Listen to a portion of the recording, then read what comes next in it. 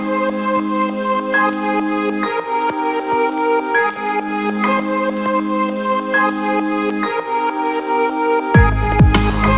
are various important changes that have been introduced in the GST laws also. Now, since 2017, if you would have seen, none of the budget primarily proposed changes with respect to GST laws. Obviously, keeping in mind that GST laws were being amended in the GST Council meetings. But in the current budget, extensive amendments have been proposed in CGST Act. Some of them have already been discussed in the GST Council meeting and have been approved. Some of them appear to be new changes which will be placed before GST Council for post approval. Uh, and most of these changes are, with a view to deal with the cases or case laws that the High Court decided and to deal with the impact of the same. Another important change that has happened is with respect to input tax credit, and I think this is very, very critical. Section 16 of the CGST Act has been amended to provide that input tax credit on the basis of an invoice or debit note would be available only when the details of such invoice or debit note has been furnished by the supplier in his statement of outward supply, which is right now GSTR 1, and such details have been communicated to the recipient of such invoice. So this condition did not exist. This is an amendment which may have a impact in terms of big companies who are dealing with small vendors who are not as good in compliance or maybe delayed in their compliances. This would now ensure that those companies would only be able to get the credit when its smaller vendors ensure 100% compliance of the filings under the GST law.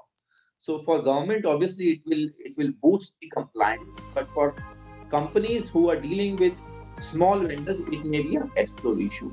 Yeah. So another important change that has happened in CGST is with respect to annual return. Now, Section 35 of the CGST Act has been amended to remove this requirement of getting annual return audited mandatorily by the chartered accountants or specified professionals. Now, a self-certified, reconciliation statement would be good enough, and to that extent, this I would say is a very welcome move. This reduces compliance under the GST laws, and keeping in mind that we are primarily a system-driven levy in GST, I always believe that it was unnecessary, and to the extent that the reconciliation could be provided on a self-certification basis, that should have sufficed. So this is a very, very welcome move, and this is something which would help everyone. There has been a lot of dispute in GST since it came in 2017 as to whether the interest payable on outstanding liabilities would be payable on gross basis or net basis. And when I say net basis, that means after adjusting the ITC that is available in the business, or on gross demands. And a lot of writ petitions were filed all around the country.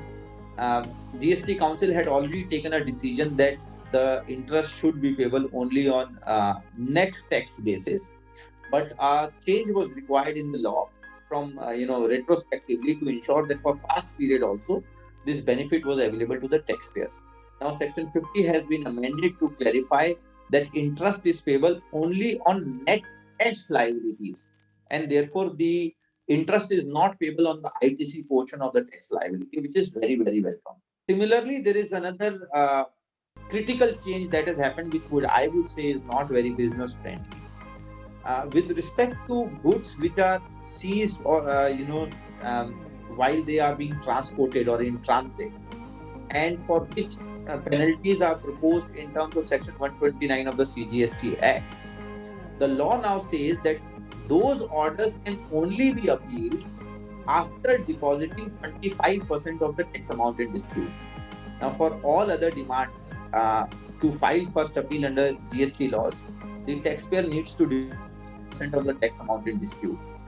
Now, the GST laws provide that with respect to the seizure which happens during the transit and an order which is passed under Section 129, and the taxpayer would be required to pay 25%, which I believe is exorbitant, especially keeping in mind that while there are some uh, some taxpayers whose goods are seized because they are without any documents or they are fraudulently moving. There are a lot of taxpayers who face seizures, etc., on account of typographical errors on document, date being mentioned wrong, invoice number slightly mentioned wrong, or e-way bill expiring, etc. And this will become very, very onerous on those taxpayers. A critical change that has happened in the Integrated Goods and Services Tax Act, also as we call the IGST Act, and this is with respect to again the exporters, keeping in mind that a lot of tax fraud around the exports was happening under an option to export on payment of duty, where the refund was being given by the customs authority in a time bound manner. Now section 16 of the IGST Act has been amended to provide, number one, that the export should be done under letter of undertaking only, and the refund would be available based on the fulfillment of condition, including the condition of receiving foreign currency. The section also provides that if the foreign currency is not received within the time limit prescribed, the amount of refund would have to be deposited immediately in the time frame described under the law. And the second option, which was an option to export goods on payment of IGST, that option has been removed, and now the law provides that government will notify certain categories of taxpayers or goods which will have the benefit of exporting under this option. Other than that, this option would not be available to every exporter.